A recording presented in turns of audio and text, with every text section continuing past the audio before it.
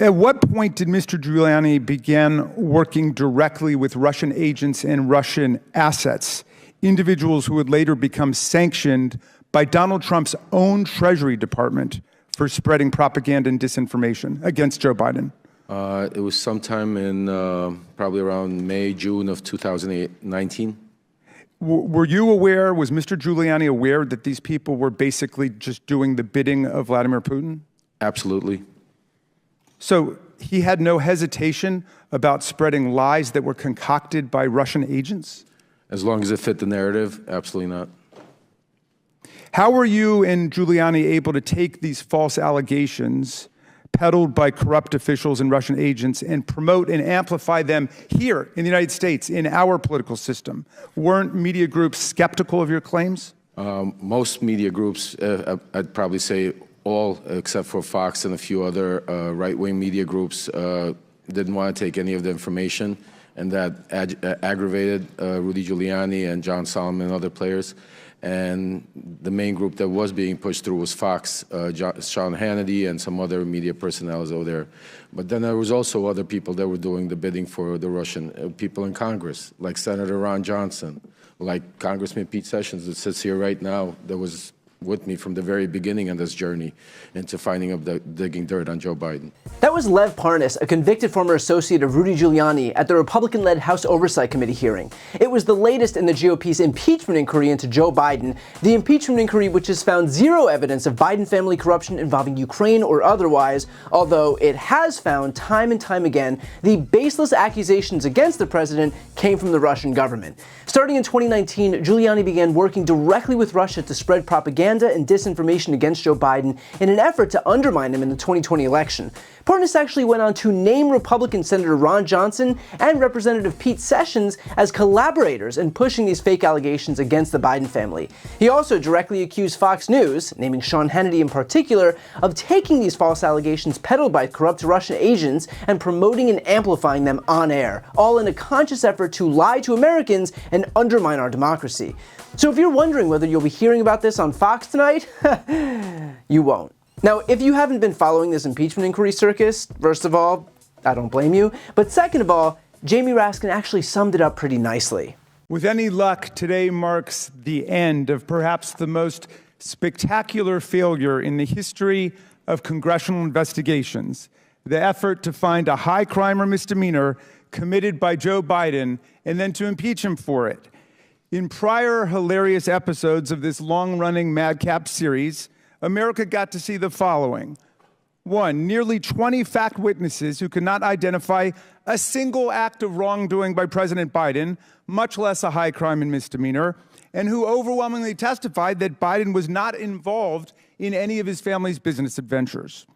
2, 3 expert witnesses called by the majority itself who said nothing that they had seen in the tens of thousands of pages of documents adduced by the majority even remotely approach the level of a high crime and misdemeanor. Bank records which show exactly what all the witnesses told us, that Joe Biden was not involved in his family members' businesses. Repeated voyeuristic displays of pornographic images by the majority, completely irrelevant to any conceivable legislative or investigative purpose.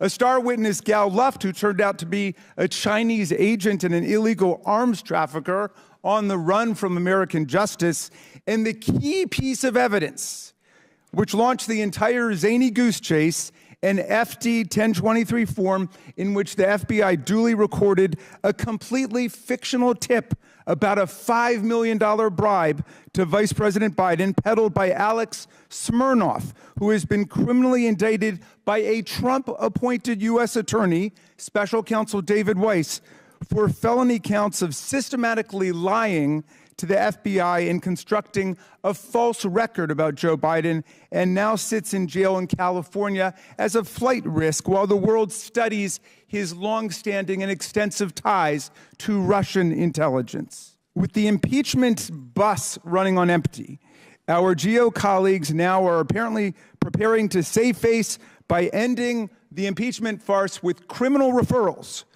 But criminal referrals require evidence of crimes.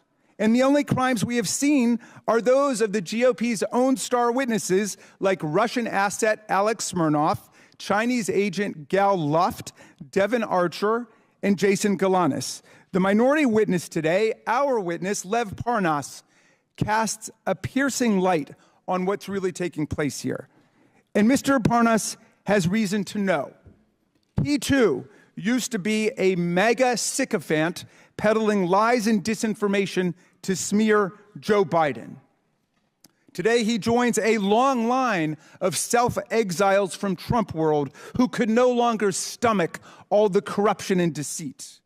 Further underscoring the whole point of this effort, you may have seen Democratic Congressman Jared Moskowitz wearing a Vladimir Putin mask to today's committee hearing.